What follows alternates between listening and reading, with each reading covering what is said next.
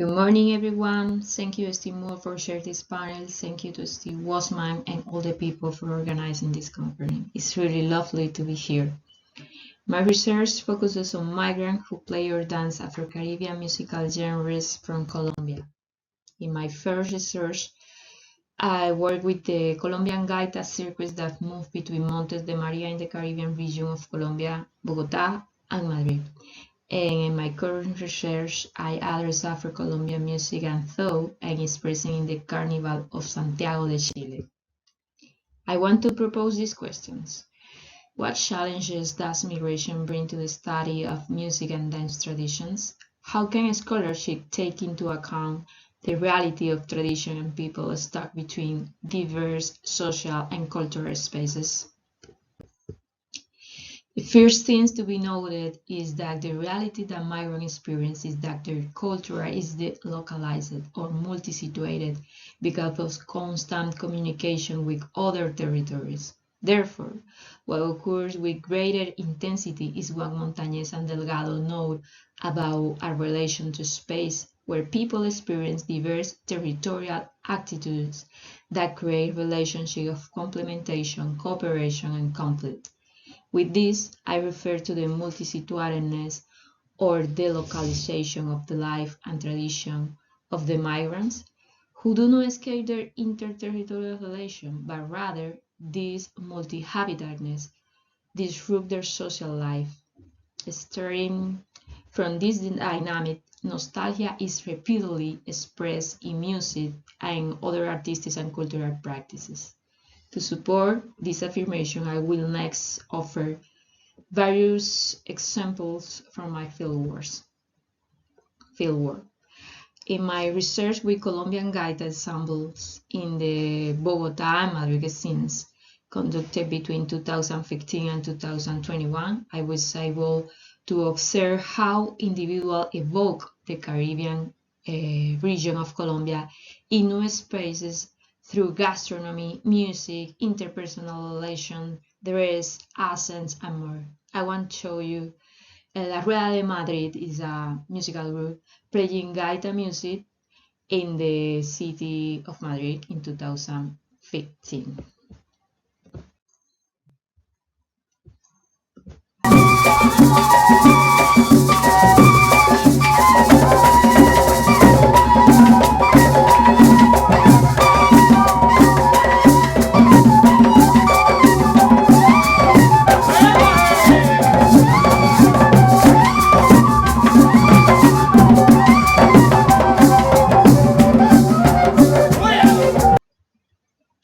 Álvaro Llerena is one of the tamboreros of this group. He's living in Madrid and he's also the son of the bullerengue singer Petrona Martinez. In an interview, he lamented about being unable to find spaces to play or to find motivation to create Colombian traditional music in Madrid. This was partially because he could not freely play his tambour due to the noise regulations, and partially because he did not feel that the city and its landscapes provide him spaces to create his music. This contrasted with, as Llerena recounted, arriving to the stay of the back patio of his mother's house in a little town on the Colombian Caribbean coast, where he began to compose music and quiet, the opposite to the noise complaint he faces in Madrid. The neighbors congratulate him after hearing him play the tambour and encouraging him to follow the family legacy. In another setting, to start studying the presence of Afro-Colombian music in the Carnival of Santiago de Chile, I began to participate as a dancer in these years in a comparsa parade that plays and dances traditional Colombian music such as bullerengue, gaita, and cumbia. I want to show you this.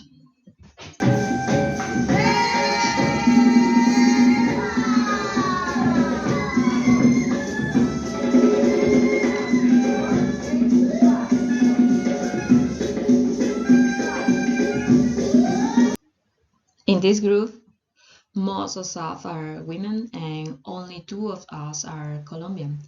In each rehearsal, the comparsa tries to vividly remember the cumbia movement and its steps.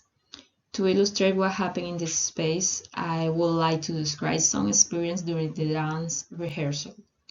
We typically began moving around with short steps while the dance instructor tells us to open our chests and arms with the elegance of that Spanish movement, to move our hips with African sensuality and to take short strides that reveal the dance indigenous roots. That signals through the gaze are aided to the discourse. To this discourse, and the teacher explains to us that we should smile and express joy since cumbia is immersed in an atmosphere of celebration.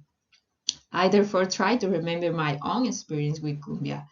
The best and biggest rueda de gaita or rueda de cumbia I have attended was La Noche de Tambo during this past carnival in Barranquilla, Colombia, in which I danced until midnight with hundreds of people that were circling the stage, inviting you to accompany their staff, moving their skiers and hats in natural celebratory mutuality.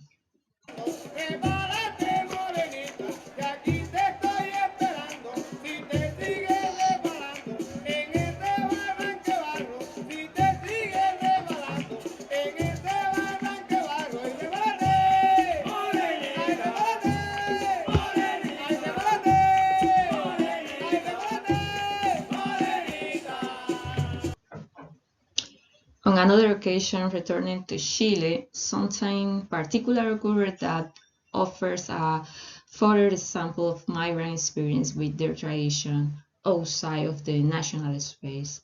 At the end of practice in this comparsa, my Colombian dance classmate was moved to tears and he showed me that she missed Colombia and that the intensity of the rehearsal have revived those feelings. Meanwhile, for me, rehearsal that day was a space to reconnect with my essence and with music that I normally only listen to in private spaces. The same time, the Chileans in the group happily commented that we will be participating with this dance in the Huetripantu, the Mapuche New Year celebration. And they invited to us to go that night to a local to see live cueca and eat Chilean food, sopaipilla. In this way, the same experience of gaita, Colombian gaita music and dance that we rehearsed in Santiago became in this space in a rueda de cumbia that for the Colombian transported us to Colombia, which made us likewise consensually remember and that involve all of us in that almost mystic narrative of the cumbia. All of this occurred within an hour in a complete spatial temporal flow with different feeling for each person, but that connected us to the enjoyment and disposition to learning to dance. Beyond the spatial conflict in this situation, I can appreciate how nostalgia operates, as Hernandez Carmona suggests, as an act of transcendent pleasure that moves us to self-awareness and from there is interpreted as a discourse that brings others enjoyment of such reverie. Sometimes, such in the case of Álvaro Llerena Tamborero that I mentioned, this territory nostalgia creation relation is tense and constrains life and the development and maintenance of tradition. And in other case, the space of recreation of the tradition and migration function as activating mechanisms of nostalgia that permit migrants to display feelings and to have internal relationship that is a little more fluid between both territories. Another characteristic of tradition and people immigration is the speed which changes in their practice are produced and the multiple factors that drive such changes.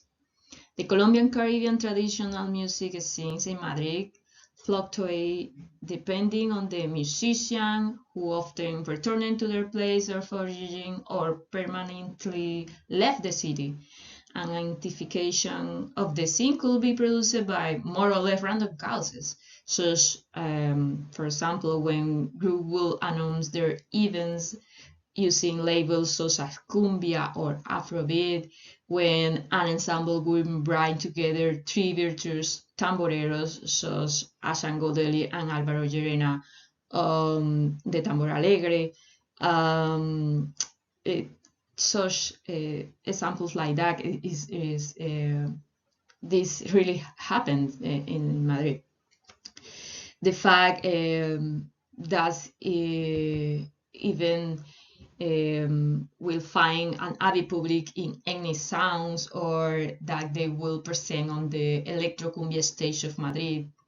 Yeah, these generate a lot of change in a short time.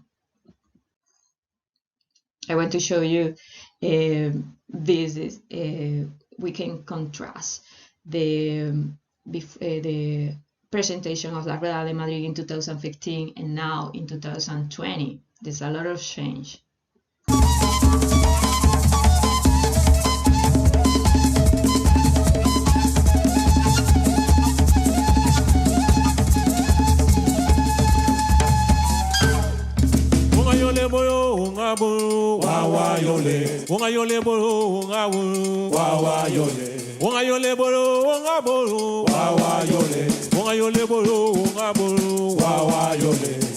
Eko lenjabo anapaneyama tango apo.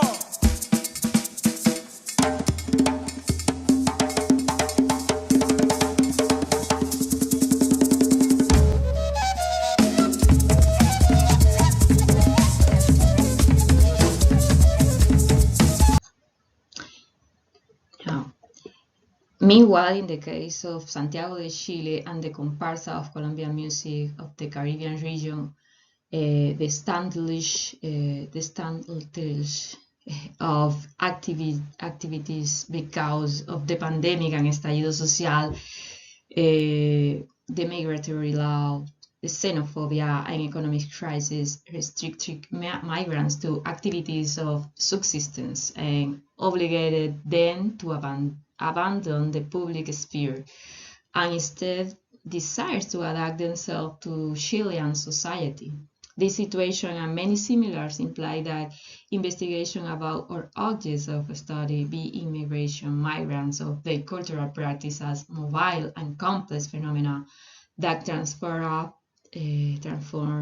at a dizing speed and require us to be able to interpret and follow their lives. In this presentation, I propose the category nostalgic performance as a resource for the study of social change and migration, which I define as the action, musical production, cultural practice, and discourses that result from feeling of loss and longing for another time or territory, thus enabling migrants to confront and handle social changes.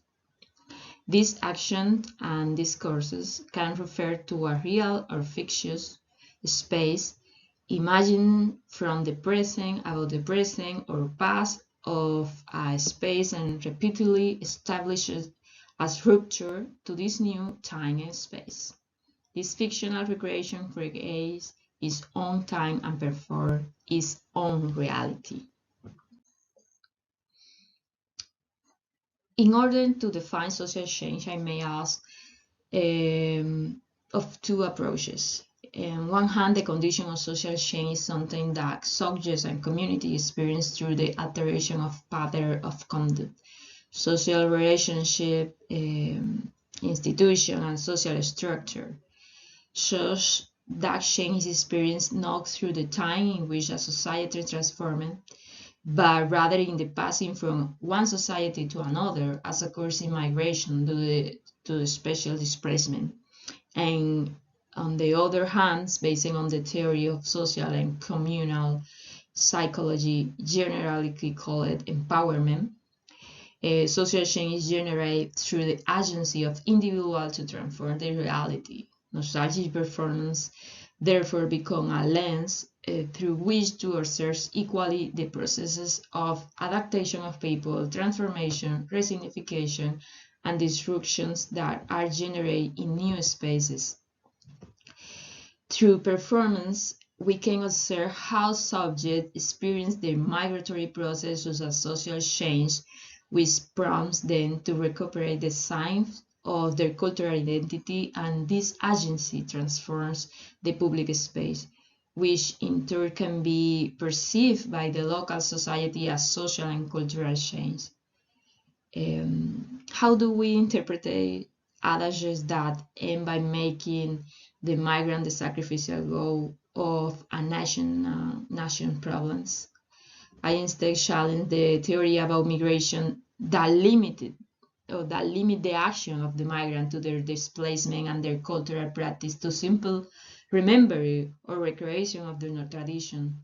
Nostalgic performance implies that individuals use nostalgia as a force to connect the two worlds they inhabit. In the nostalgic performance revealed in musical practice discourses and are converted into move of defense in the face of the social change that people and community experience. Additionally, the production of anti-immigration discourse denounces the presence of otherness through a banishment of migrants in familiar practice and a resistance to change that is already being produced in the society or at least in certain space. The public space in Santiago, subject to so many complaints for the elite, seems to be a thing in constant dispute, as the presence of migrant, child and indigenous community, merchants, and students seem to bother a great part of the society that does not physically appear in this space, but that manifests itself when necessary to remove them from it. Thinking about these various spaces that are so different but connected by issues of migration and for displacement, nostalgic performance is one strategy for psychological and sociocultural adaptation that express both resilience in the face of social and cultural change.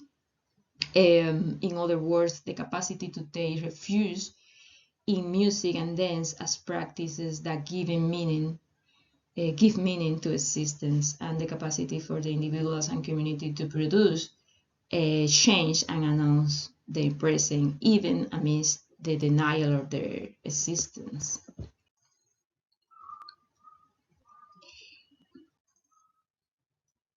Concepts like counterpresence, nostalgia, cultural memory, repertory, and performance, each one from a different discipline, explore broad the transgression of time and space and some type of recollection of transmission.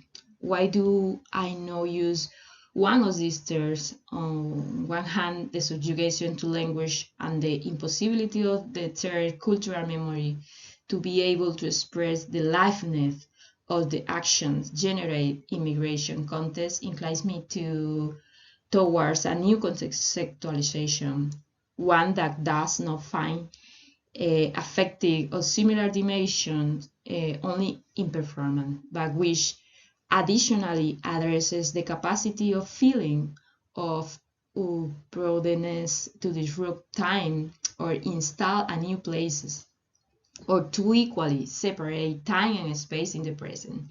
Because of this, I propose nostalgic performance, an exploration of the profound dimension of feeling and action that processes of cultural memory imply. My proposal of nostalgic performance intends to serve as a tool for the analysis of those actions that are motivated by feelings so profound and suggestive as nostalgia.